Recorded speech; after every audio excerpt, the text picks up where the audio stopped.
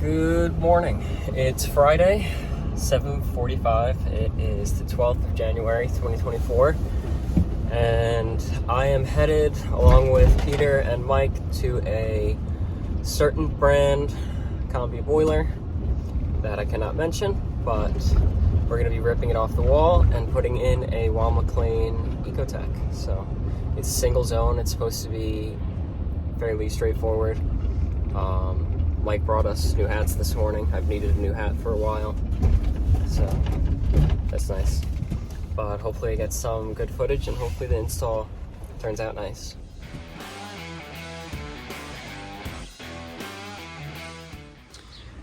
There's 2 units here. We're replacing one, and that's the venting termination. Okay, so here is the unknown tankless unit and all of our piping. Here's our domestic and our gas. Our electric was all plugged into this right here, and here's our primary, secondary loop piping, and this is all going to be ripped out. Here's the unit gone, and we're preparing the EcoTec, our mounting bracket, and our template.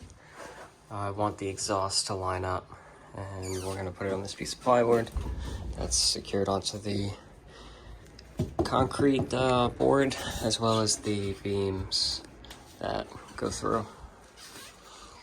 Okay, so I'm sitting on the unit right now. We got the flush valves on and the manifolds, and these flush valves are nice. They actually perfectly clear, and they have a nice big handle. So, and then the relief outfit's right there in the middle. Okay, so here it is, mounted up on the wall, lines up with our exhaust. Fresh air, we can work around whatever we need to do to connect that. The power outlet is very high up, which is odd, but this is where we are. And start piping. And I spoke too soon on the flush valve. I had to spin it 45 degrees so that we clear the tridicator gauge. But it is what it is. That's where our spiral vent will go. We will have expansion tank and our feed coming in here as well. Okay, so here's our feed done. A little like 2.5 to 3 inch brass nipple, brass 90, like 1 inch brass nipple. And here's our pressure reducing valve, Cleffy, with a shut off built into it. And our check valves right here, female adapter. Tridicator comes with the boiler drain here. The sole purpose of this is so that you can inject Sentinel into the system. I mean, yeah, you could use it to drain down as well, but the most important reason is that they want to make sure that there's access to put in corrosion inhibitor for this boiler.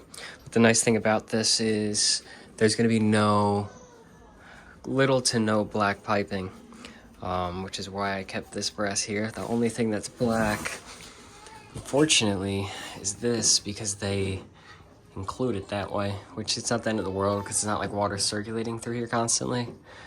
But it'd be nice if they included this as brass, because then you wouldn't have to worry about any black piping on the boiler and getting any of the pipes clogged up, because there's no means of flushing the heat exchanger. This is the manifold that they give you, because you don't need to flush a heat exchanger since it's always the same water in space heating. You need to do it in domestic water because it's new water constantly. But spiral vents pressed in, got to work on supply and return. Unfortunately, this is our supply side.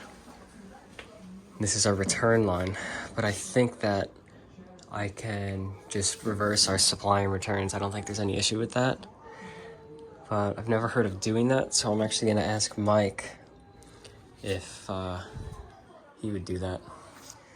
Okay, so I did just confirm with Mike that there's no issue with reversing our supply and return here, which is nice because I want to put the circulator here on the supply. That's why I left room here. And we could do that now because it's better to pump away from the boiler, and it'll make it nice because our feed will come in here, it'll go that way, when we're purging, so we could purge out of the top of the circulator, and it'll all work out nicely. So glad that we could do that. Okay, Peter is working on gas back there, and I have put on 2 8-inch pieces of Kindorf. I just thought 8-inch looked like a good measurement to put there. Nice and level. There's going to be brackets here to hold our supply line coming up, which will have our circulator in between. For that, we have the webstone flanges with purge that rotate, so you can choose your positioning completely. And our circulator will be pumping up.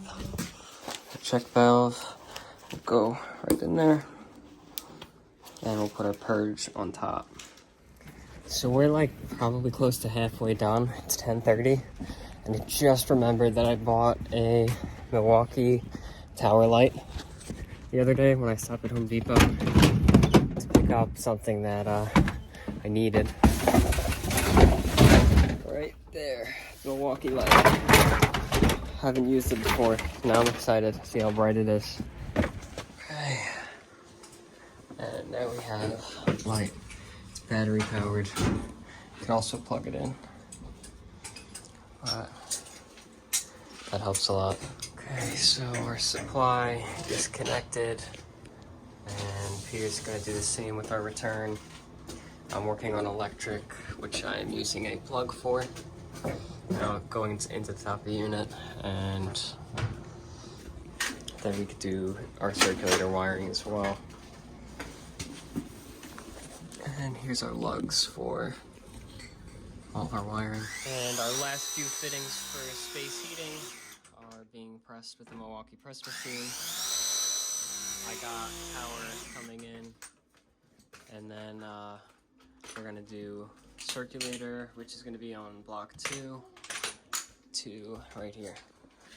I'm probably gonna start doing the water first, though, just so we can get that out of the way. Pressurize everything and make sure that we don't have any leaks. Okay, so we got our domestic water piping done. We come in cold here, split off for our boiler feed.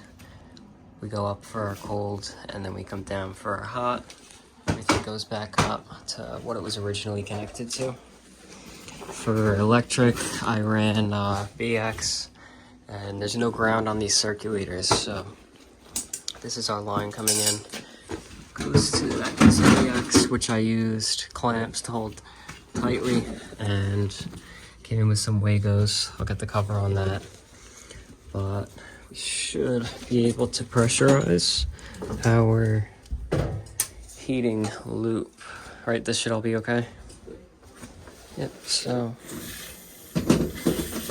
pressurize and probably do a little purging and see what happens.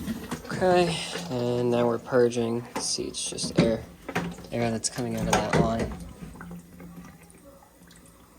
And eventually we'll get water. It's going through the return and then back over this way. Probably get a lot of dirt, yep. Some dirt as well.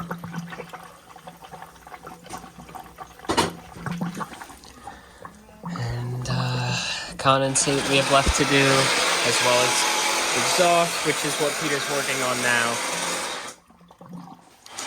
Okay, so this is what we have for condensate. We go into one neutralizer, and we're just using what was already here. Got 2 clamps in there to hold it, and then the corrugated tubing from the trap, because it just slips into it. Here's the drip legs. There and here. We're purged. Our thermostat wire comes in right down here, so straighten it out a little bit. But yeah, we're good to turn it on now. Venting is hooked up. This one comes straight out. This one had to offset to the left. But working on cleaning up. I can take our power cord and plug it in. And there we go. Weil Mclain. we'll go through startup and test everything, make sure that it's running, heating, and providing domestic hot water without any issues. And I just did a combustion test, but I didn't want to go dump this bucket, so I started to siphon, and we're siphoning it down the drain. And I did this to help with the recirculation on the venting. Both our exhausts kind of shoot out straight, but our fresh air can kind of pull from this direction because the wind's blowing this way.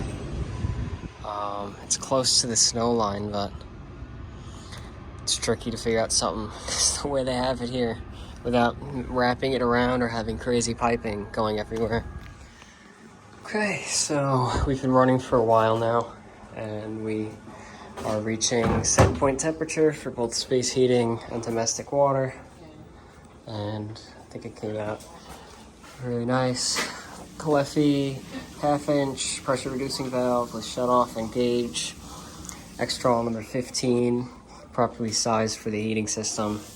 Backflow preventer, boiler drain, tankless flush valves, relief valve, condensate trap behind it. Our gas piping comes up there with our shut off. Got our spiral vent, our tridicator gauge, our circulator wired in VX to the single zone, to the second zone on this boiler. It's capable of handling up to 1 more zone, and if it were a boiler only model, it could do 4 zones total. And we go up with our 2-inch venting and out. Our pressure relief valve, 30 PSI, auto air vent. And I used the plug to wire it in because I like it much better that way. So went from an exact setup like this to this, and it's quite the difference. Okay, so we finished up there. Everything's running, working fine, burning safely. However, when I called for payment, even though the tenant knew everything was working, they told the landlord that nothing was working. So the landlord said that she couldn't pay and she has to come out there to see everything, that it's working, and called Mike. Mike was like, call her, go inside. So I went inside with the tenant and the landlord and Mike, all on a phone call, and I felt the radiators, they were hot. I felt hot water, it was very hot, and the tenant was like, oh yeah, now it's hot, now it's working. So she paid. That was aggravating. We just walked through the building with you, showed you that everything was working, and then you went and called the tenant and said nothing's working. Like, what's the point in that? But finished up with that, heading home now. Hopefully you enjoyed watching the video. Comment any advice or criticisms or feedback. Like the video if you liked it. Like the video if you didn't like it. And subscribe. Thanks for watching.